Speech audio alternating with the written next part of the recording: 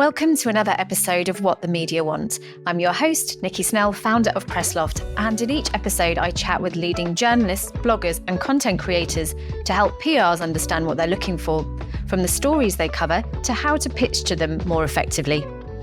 And in this episode, I'm delighted to welcome Kirsty Duhig, the editor of HomeStyle magazine, published by Our Media. And Kirsty has over 25 years' experience in writing and publishing in the UK and Australia. And she's absolutely passionate about interior design, upcycling and DIY. So welcome, Kirsty. It's great to have you on. Hi, Nikki. It's lovely to be here. Great. So I think we'll start with just a little summary about how you first started in your career. So I actually started out in real life women's weeklies.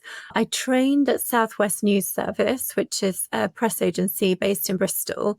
And back then they used to have a features training desk. So I started there, started writing for women's weeklies. And from there I went to London and worked at Bauer on a magazine called Real, which was a new launch at the time. Sort of back in, I think it was 1999. So it was quite a long time ago. And then, so I worked there. Then I moved to Australia for a while. I worked in women's weeklies in Australia. So I worked for a magazine called Take 5, which is their equivalent of Take a Break. And I was the news editor there. So that was pretty fast paced. And then when I moved back to the UK, I had kids, moved back to Bristol, started at Our Media, which has been through various iterations. And I have been there ever since. Worked on lots of different titles there. I started off at Craft, went freelance, worked on some gluten-free food mags. And then most recently, I worked on a magazine called In the Moment, which was a mindfulness and wellbeing title, and then moved to HomeStyle. I'm trying to think, 5, it feels 5 years ago, might actually be 5 years. Yeah. And I love it. I absolutely love it. I've always been passionate about interior design. I've always sort of renovated houses. So this is kind of my dream job, basically. Amazing. And you say you're on house number 3 now for your renovations. I am. I'm on house number 3 and I've kind of largely finished the interior, although I do always have a bit of a project on the go. So I've been doing a lot of work outside attempting to paint Pebble Dash, which is quite hard work.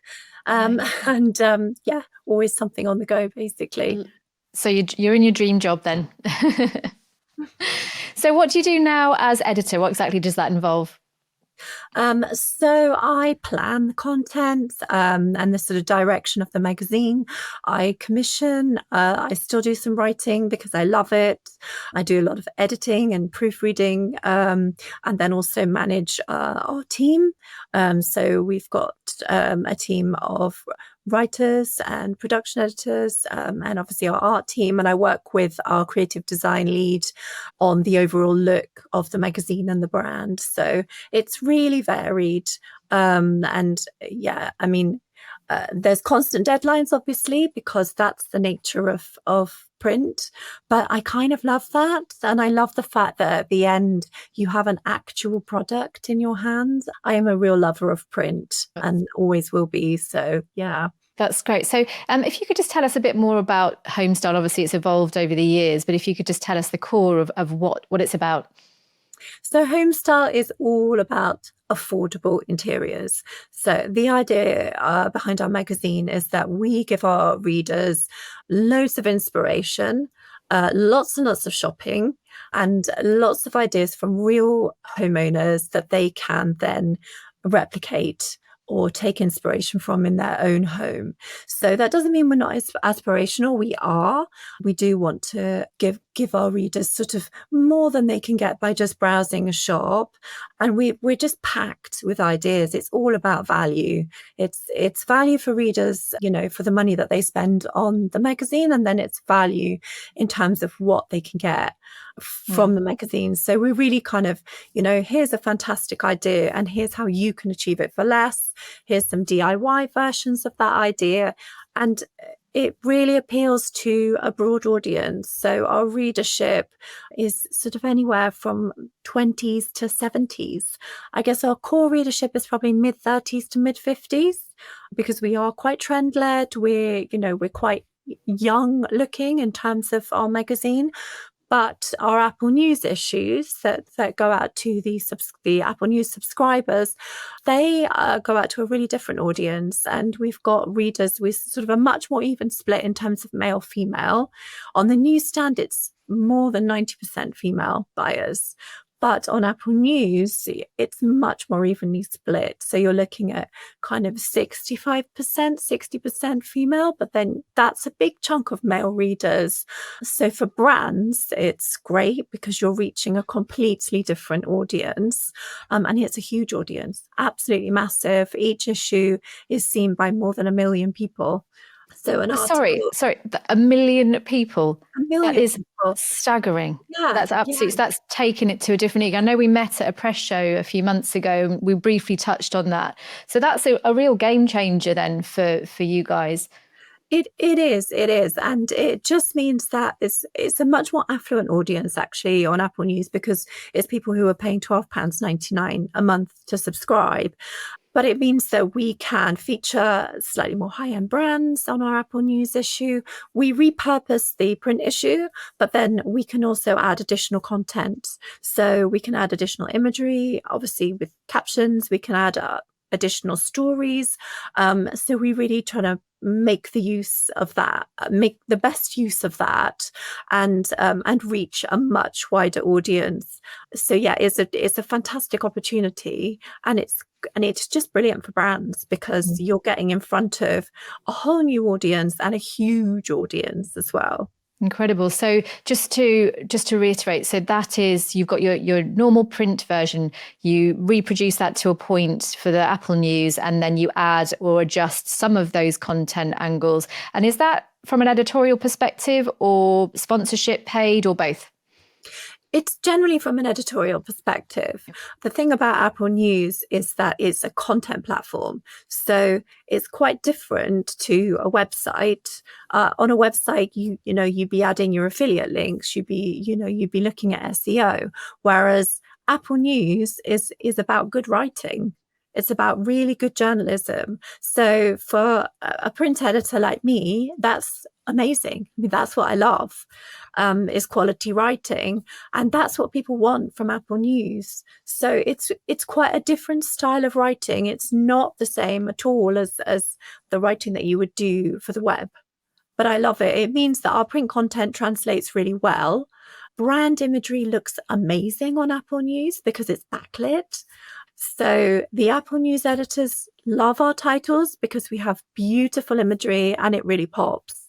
So it's just a great opportunity. Brilliant. So you've got your print version, you've got your Apple News version, and your Instagram is phenomenal. 105,000 followers when I checked this morning. Do you want to talk us through? So what are your figures on the print version? So our latest ABC is just over 33,000, and that's actually a 9% uplift, which is very much bucks the trend within the market. And that is in part due to Apple News, and also strong newsstand performance. So we are still a newsstand-led title. And that's because the nature of interiors is that people buy our magazine when they're renovating. We do have a subscription base, and they are super loyal. We love our subscribers and they're great for insight as well. We've recently done a company-wide subscription satisfaction survey. That's quite hard to say. And our magazine came out top. So we were 91% of our subscribers, out of a category of sort of 4 for most satisfied, are highly, highly satisfied with HomeStyle. So that was a fantastic bit of feedback, and we were really pleased. But we really take on board feedback that we get, both in terms of from our subscribers, but also people, who email in, and, we try to adjust all the time or add content just to really respond to that.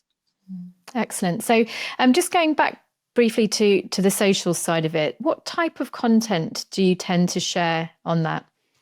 So on our Instagram, we tend to use that as a platform to promote the newsstand issue and any competitions, reader offers, giveaways, that kind of thing. And we will also occasionally share some news stories. But for us to generally, our socials are there to support our newsstand product. Okay, so it's not generally something that a PR would pitch to go, please can I be on there? They would generally pitch to still be in the original title, and then it may or may not be shared. Okay. Exactly. And then similarly with your newsletters, what's involved with that? What kind of numbers have we got? And is there an opportunity again to promote within them, pitch to you for that? So there is an opportunity within our newsletters. We do have sponsorship of our newsletters, paid for sponsorship. And I mean, the best way to get in front of our readers, aside from obviously we will, featuring within our editorial content, is reader offers and competitions, because what we can offer for that is really good value for money. A reader offer, we ask for minimum 20% discount, depending on what the brand offers as standard. Obviously, if you're offering a 20% discount for signing up to a newsletter, then we would ask for more than that. But for that, you get a full page in the magazine with editorial that's crafted by us, with lots of imagery, and we will then promote that heavily. We often promote that on the front cover of the magazine. We'll certainly promote that on our newsletter, and we'll also promote that online as well. And it's the same in terms of competitions. So with competitions, it sort of starts at £2,000 RRP price value, but we get a huge number of entries to our competitions. They're really popular. And again, you get a full page in the magazine with editorial. We have a legal team that checks everything over, so we make things as streamlined and easy as possible. And then we do also have the option for data as well. We can do third-party data. In terms of our newsletters, they are a mixture of promoting content from the new issue, promoting content that we might have online, and also promoting, as I say, the competitions, giveaways. And then we do also have the sponsorship option. Great, lovely. And so obviously the news, the Apple News is a big leap forwards for the brand. What's next? Is there anything you can share? I think in terms of the brand, what we're looking to do is always grow our newsstand presence. So that's our real focus, is to really grow our newsstand focus, grow our newsstand presence. And as I say, we're always evolving. So we're always looking at ways that we can add more value, add more content. We recently launched some new features. We have a regular section that's called 101 buys under £21. So that is just giving our readers so much value, and it's a curated shopping piece that we've handpicked all the products. We love them, so we're saying to our readers, you can trust us. We love these products, buy these products, and we group them into sections. So we have 7 different sections which will be themed according to the season, and it's just a lovely piece. It's such a lovely piece. It does really well on Apple News. People love it. We're hoping that soon there will be an affiliate option on Apple News. So that's something that's coming. And aside from that, we also have kind of recently reworked our reviews section. So when we do our tried and tested, we really do try and test. We're really rigorous. Everyone on the team takes part. And so when we give a review, it's a really honest review. And our readers know that. So again, that's another great way for brands to get into the magazine and also have that kind of editorial nod, because we'll be very honest. And our readers then do know to trust us, and they can, obviously go and buy from there. This episode is supported by Loft, helping PR teams to provide their product images and content to journalists the moment they want to feature them. With over 1,000 brands uploading ready-to-use images and press releases, journalists can source imagery and content for their articles as they're writing them, without needing to email PR teams and wait for replies. In fact, 20% of coverage generated via Loft happens out of hours when PR teams aren't around to respond. It's a smarter, more journalist-focused way to drive media coverage. Visit pressloft.com to learn more and take a free 60-day trial. Wonderful. So really great opportunities for PRs there to pitch for the 101 buys under £21, and also, I imagine, send in suggested samples for testing and your tried and tested sections. So that's really great knowledge there. So next up, I want to ask you a little bit more about the detail of the types of brands that you would like to hear from and the products themselves that you tend to feature. Are there any particular facets to them, price points, affordability? I know that's big for the brand. Yeah, it'd be lovely to hear from you about that. Yeah, so we do feature a mix of sort of high street brands. So like Next, M&S, George Home, Primark Home, love all those brands. And then we also really like to feature smaller, more independent brands, or just brands, they don't have to be small, but brands that our readers won't necessarily have heard of. Because what we want to offer our readers is something that they haven't already got. So obviously a reader can walk into Asda and peruse George Home, but what we're giving them is a beautiful lifestyle and also our commentary as to how to use those products, how to style them in their home. So that's the added value that we can offer to readers. We love Press Loft because it's a great way for us to discover new brands. So when we're searching on a particular topic or theme, it's a fantastic way for us to then discover, oh, okay, this brand I'd never heard of has this beautiful plate that's exactly the right design that I want for this piece. And so we can feature them. You know, it's just a really easy way for us to get that curated look that we're after, but with a really big variety of brands. We do try and feature as many brands as we can because that's how we are helping our readers. We can all pop, something into a search engine, but actually, how do you sift through? How do you find the quality? How do you know, is that a legitimate brand? And that's what we do. That's what we offer the reader. In terms of price point, we are all about affordability, but obviously that does vary depending on the room that we are looking at. If we're looking at kitchens and bathrooms, obviously the price point is going to be much higher than if we're looking at, say, a styling piece for your living room. But then we do feature high-end pieces because we will also feature, a beautiful sofa. We'll feature a quality table. So there is a real mixture in there in terms of the pricing. It's about affordability within that product sector and good value for money. But you've also got a luxury for less section as well. So I guess there's an opportunity to pitch around that. Yes, there is. Yeah, there is. And we do, the other thing, we do kind of designer dupes as well. And the other thing we find is quite often our readers will buy the designer, not necessarily the dupe. So one of our best performing articles on our website is actually Farrow and Ball dupes. And, we love Farrow and Ball. And what we've actually found is that people buy the Farrow and Ball as well as the dupes, but they buy the Farrow and Ball. So, it kind of works both ways. But yeah, we also do consider sustainability is what I was going to say, is that, that is important to us. So when we're looking at product, if it's something that's got longevity and it's a classic style and it costs more money, well, that might be something that we can include because we're saying to our readers, look, this is an investment buy. This is going to last you for years and years and years. And even when you maybe don't like the style anymore, you can paint it, you can upcycle it. So, there is a limit onto, as to how expensive we can go, because obviously we can't alienate our readers. But there is also flexibility within there. And so going back to imagery, one of my favourite topics, what kind of images do you need from PRs? High res, high res, high res. That is literally our mantra. Yeah, we need high res. We need a mixture of lifestyle and cutouts. It's really helpful to have both because obviously we just don't know how we're going to be using the imagery. Sometimes it's just, it's really helpful to have that in a beautiful lifestyle. It can be helpful to have it as portrait and landscape. That's another thing. Sometimes there's a beautiful landscape image, but we've got only a portrait shape, and so we end up cutting off a big chunk of that image. And I guess the other thing is because of print, it can be really difficult to work with things that are really dark. If it's really black and dark, it just doesn't print very well because all that dark ink soaks into the paper and it doesn't pop.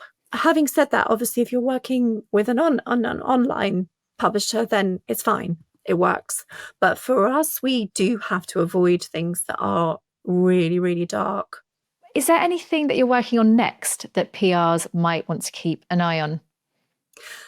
So for us, because we're long lead, we are always working 2, 3, 4 months ahead. So we're now working on Christmas, on our Christmas bookazine. So that goes on sale at the end of September. I think it's actually the 20th, 21st of September. And that's on sale until the 24th of December. So getting into that title is fantastic because you have a massive exposure. Again, that title tends to sell to quite a different market because it's Christmas. So it's got a broader audience. So we're always looking, I mean, really, we're looking at Christmas from forever, but certainly very much from May is when we start commissioning and looking for new product. And then we're also, I'm literally about to commission our October issue, so Halloween. The earlier you can get us imagery, the better, because that's how, you know, we're going to be able to feature you. One of the things that's incredibly disappointing is when we get a press release for a gorgeous new collection and it's, oh, we're on sale today. And then we're like, oh no, because it's too late, because by the time we can get you in, you've probably sold out, or, you know, things are out of stock. So yeah, early is really key for us as well. So pre-launch is the dream. It really is the dream. Okay. Yeah. Great. And what's going on to sort of more PR tips specifically? What was the last PR pitch that you said yes to? Do you know what I say? I do say yes all the time, actually. But most recently, I said yes to a QVC Amanda Holden pitch. I went to the launch last week, so we're featuring them, and we've done a little interview with Amanda. I also said yes to Salter. They did us a lovely little tour of their showroom and showed us all their new launches, which was really helpful because we could then pick out ideas for testing and products that, you know, tests that we've got coming up. We could pick out product and say, yep, definitely we can include that. And I think another one I've just recently said yes to was Nina Campbell at Next new collection. I sent that to our style editor and said, yes, we must include. So we've got that going into our issue that we're working on now. Lovely. So it sounds like you are able to make time to go to a lot of events. Would you say that's still the case? Because I know that that's changed a huge amount in the past 20 years. How many events do you go to each month? So I personally don't go to loads. I tend to go to maybe one a month because we're in Bristol. I would go to more if we were in London, but it's the travel, and we can't do breakfasts generally because it's extortionately expensive on the train, and it involves sort of leaving at 5, 6 in the morning. Not fun. No. But actually, our style editor Hannah Tribe goes to, I would say, in general, four events a month. Great. So Hannah's the one to invite to these events then. That sounds Hannah is the one, and if she can go to multiple events, she will. Generally, if she's up in London, even if she's attending one event, she'll try and arrange a meeting with other PRs who are nearby so that she can kind of make the most of her trip. So yeah, Hannah Tribe is the one. That's good to know. Yeah. Thank you. So what's one thing that PRs could do better when reaching out to you or your team? Sometimes we get press releases with no imagery, and that is a shame because we really just want to see the pictures. You know, the story is important, but it's secondary to the pictures. So if the product and the imagery doesn't look right, even if it's got a fantastic story, we can't feature it. And the other thing that can be tricky for us is press releases that don't have any pricing. Because affordability is so key, we really need to know how much something costs, because even if we absolutely love it, if it's way outside of our readers' price range, it's not something we can feature. So I think we get a lot of press releases every day. I would say I get 50, 60, more sometimes. I get so many emails. I do look at them, but it's a quick look, obviously. I have a system of folders on my email, so I file and I save things, and then when I'm looking for stories, I will go back through. But it's really helpful if they've got images embedded in the email, because then I can see them straight away. And yeah, the basic kind of information, pricing, when's it going to be released, and not too wordy actually. Yeah. So embedded. So your dream press release would be in an email with the low res embedded, all the Yeah. personal information. So launch date, pricing, basic information, and not too wordy. So I think that's a really nice summary of a perfect press release. And then we've talked about lead time. So generally it's between 2 and 4 months ahead. That's right. Yeah. Yeah. So we'll commission 2 to 3 months ahead, but obviously we're planning further ahead than that. So we're, so if there is imagery or we know that a certain collection's coming, that will actually become part of our plan. And then in terms of our shopping pages, we tend to create those as we're working on the production cycle of the issue, because we need to know that product is in stock. So that's something that we can't do so early, because obviously, once something's been released, you don't know how long it's going to be in store. So we do tend to work a little bit later with our shopping pages, and then we can be reactionary. If something really great comes out, we will swap product in. We will, we have I always leave a few floating single pages. So if something really fantastic comes out, I'll create a page and include it. Incredible. So if there was, what's the latest of the latest that someone could pitch for the chance to be in one of those floating pages? I guess the latest would be probably a week into the issue, and we have about a 4-week production turnaround for each issue. Yeah. Brilliant. Okay. So is there a time of year when you're particularly overloaded and it's best to avoid pitching to you? I wouldn't say a time of year, because we're always really busy. But I would say I'm not a fan of the weekend press release, because I don't want to come in on a Monday morning when I've cleared my inbox on a Friday to a full inbox, because it just, I don't think anybody likes that. It doesn't feel great. I don't really like being bombarded at 9 o'clock on a Monday, because it's the start of the week and I need to kind of be working out the priorities for the week. But the rest of the time, I'm happy and open. That's great. Yeah. So just not weekends and not first thing on a Monday, which I think probably goes for 99% of journalists. Okay, so Christmas. We are in June and you've already started in May. Is there any inside info about some of the key topics that you're going to be featuring this year? So Christmas, we are always featuring new trends. So that's what we want. We want to know what trends our brand's going to be bringing out, because we are led by the imagery that's available. So, it's all very well us having a great idea for a Christmas trend, but if there's no imagery to back it up and no product, it's not going to go anywhere. So this is something where we are led by imagery. So what we want to know is, what are your Christmas looks? What are your key trends? Tell us as quickly as possible, because we've already commissioned our pieces. So our freelance writers will be already contacting PRs and asking, what have you got coming out? In terms of features, I guess, we always cover the tree. We always cover lots and lots of tablescaping. That has just, as you'll know, become more and more and more popular. So tablescaping is a really big one for us.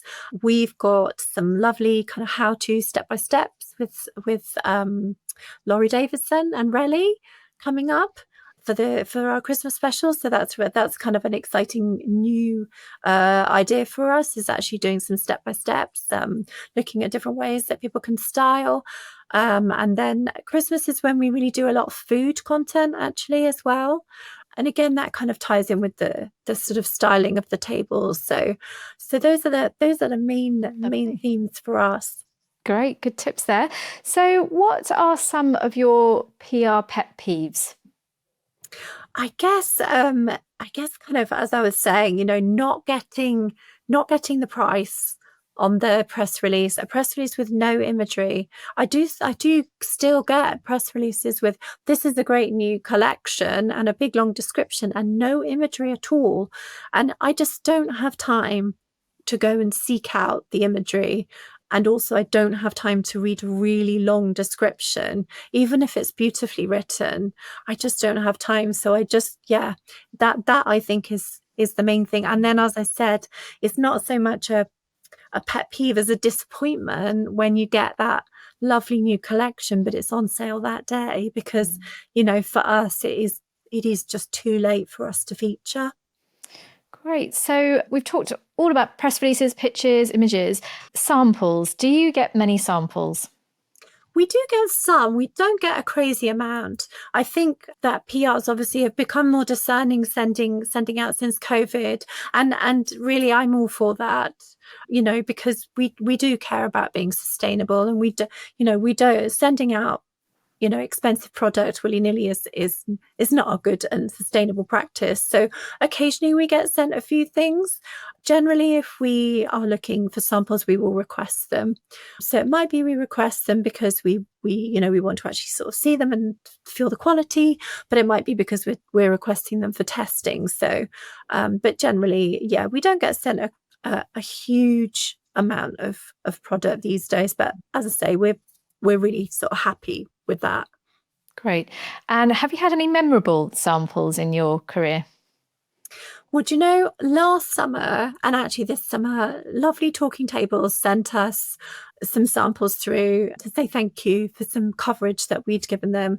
And it was just perfect timing last summer because one of our team was getting married. So I hosted a little sort of office hen do in my garden, and we used all the gorgeous talking tables and stuff and set out and had a kind of picnic outside, and it was lovely. So that was very kind and well received. I love the guys at Talking Tables there, and that's such a kind thing. I think there's so often in PR it's send this and hope for coverage. So when it's just a gentle thank you, whatever it is, I think that it speaks volumes for that relationship when you can do that genuinely.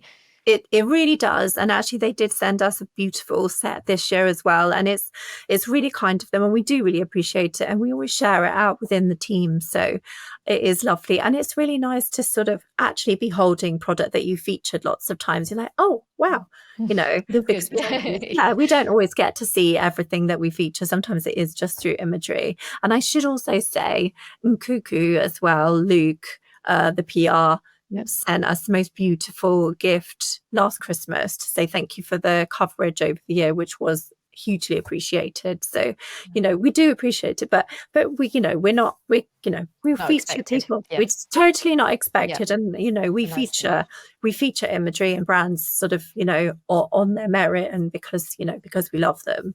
That's wonderful. Great. And then just finally, outside of work, what do you love to do to switch off? My biggest thing I do to switch off is I swim in a lake. We have a lake in Bristol, and I was lucky enough to get a membership a few years ago. It's not posh at all, but it is hard to get a membership just because there's not a lot of places you can swim outside in Bristol. And I go as often as I can. I swim all winter, and in the summer I go as often as possible. I was there lots this weekend, and that is just my sanctuary, and I switch off. But aside from that, I love going to the theatre and live music. I love going to a lot of gigs. And as I said, I do always have a little DIY project on the go. So at the moment, I'm making a little outdoor kitchen for my garden. So I bought a butcher's block on Facebook Marketplace for £10, and I've painted that with ProTech paint, which they very kindly gave us to sample, and I love it. So I've done that, and I'm now tiling it. My stepdad and my mum helped me learn to tile. You might be a case study in the magazine soon then. Oh, it's been so lovely to speak to you. You've shared an infinite number of great tips that the PRs, I'm sure, listening will really appreciate. So thank you so much for coming on. Thank you, Nikki. It's been lovely to chat. Thanks for listening to What the Media Want. If you found today's episode useful, we'd love it if you subscribed, shared with a colleague, or left us a quick review. And a final thanks to our sponsor, Loft. If you're in PR and want to make it easier for journalists to feature your brand, please take a free 60-day trial at pressloft.com. See you next time.